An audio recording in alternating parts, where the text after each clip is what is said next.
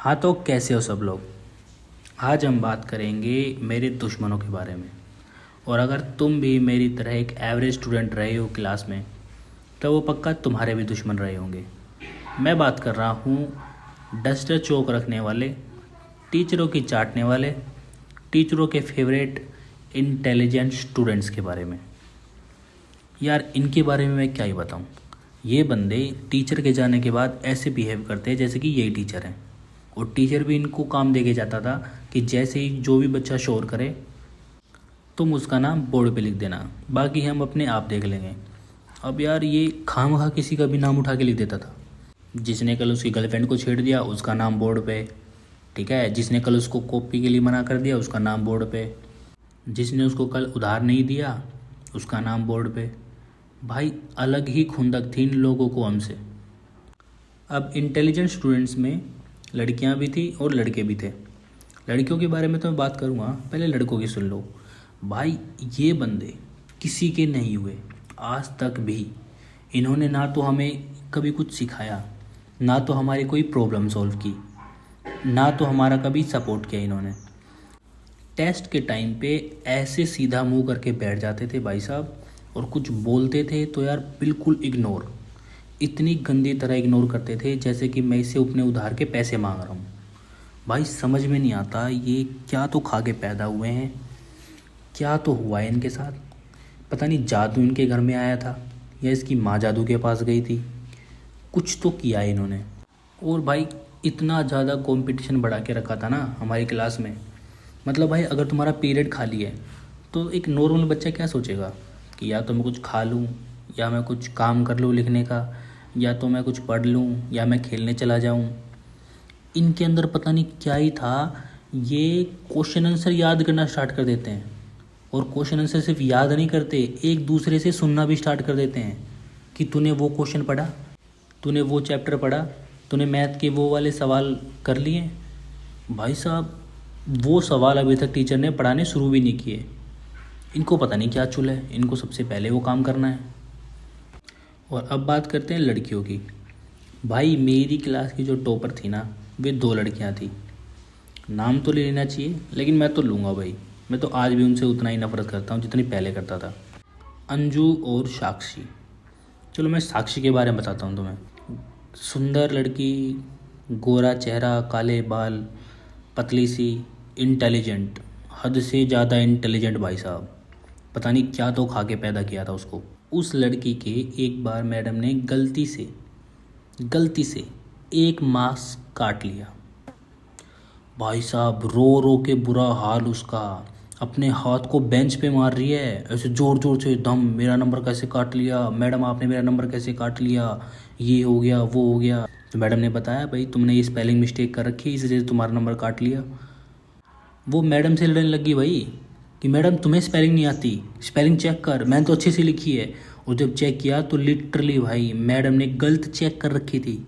उसने स्पेलिंग सही लिखी थी, मैडम ने गलत पढ़ी। फिर मैडम ने उससे सॉरी मांगी कि भाई माफ़ कर दो, आगे से ऐसा नहीं करूँगी, लो तुम्हारे 100 में से 100 नंबर पूरे आ गए। तब जाके वो लड़की शांत हुई भाई। रो रो के उसने पूरी क्लास में हल्ला मचा रखा था, बहुत गंदे वाला। और अब बात करते अंजू की। सावरी लड़की, गरीब घर की। भाई साहब, ये जो डेडली कॉम्बिनेशन है, इसके आगे बड़ी सी बड़ी लड़की फेल है। क्लास की टॉपर, सबसे ज़्यादा बेस्ट, मतलब इससे ऊपर कोई नहीं। ये 100 में से 105 नंबर लाती है।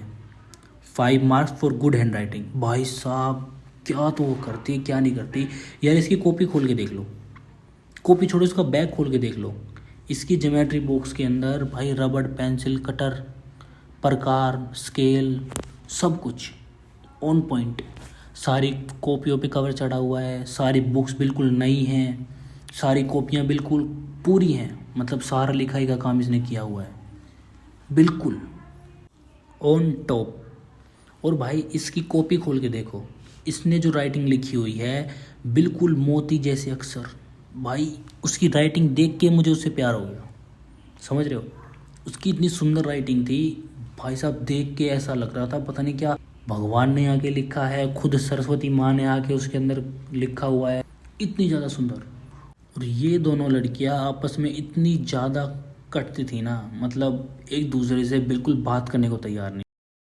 ये 100 ला रही है, वो 101 ला रही है, ये 101 ला रही है, वो 105 ला रही है।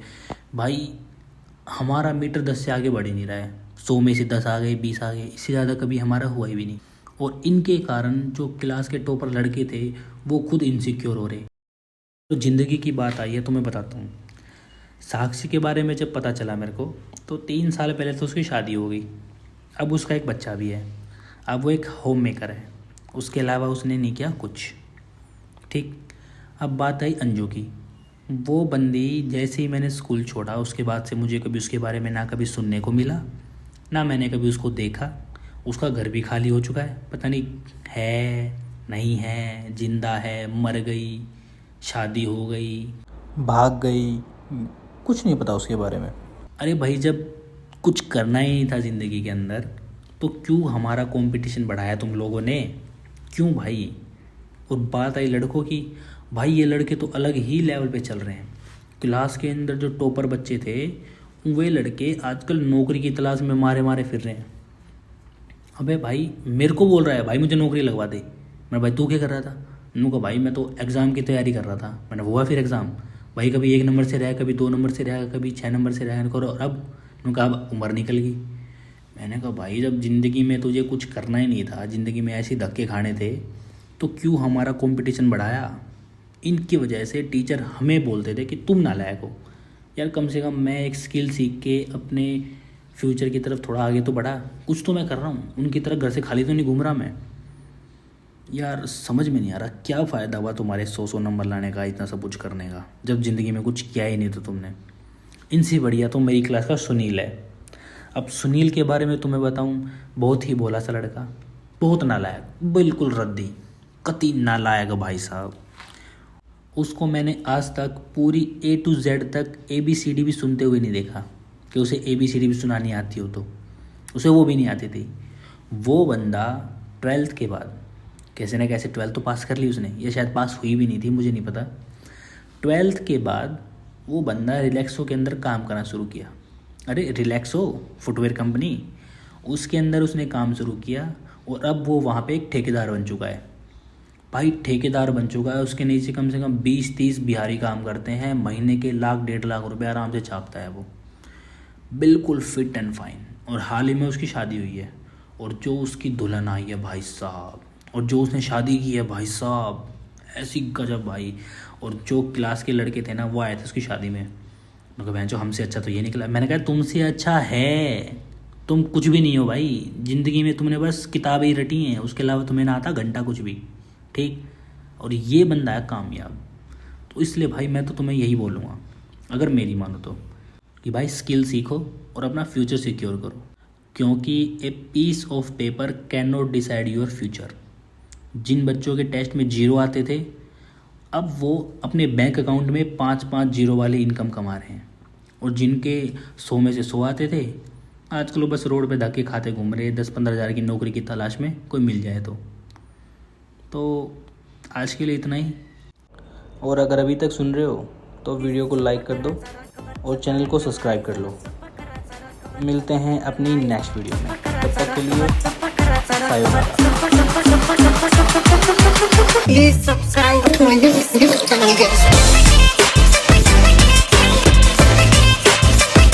Whatever.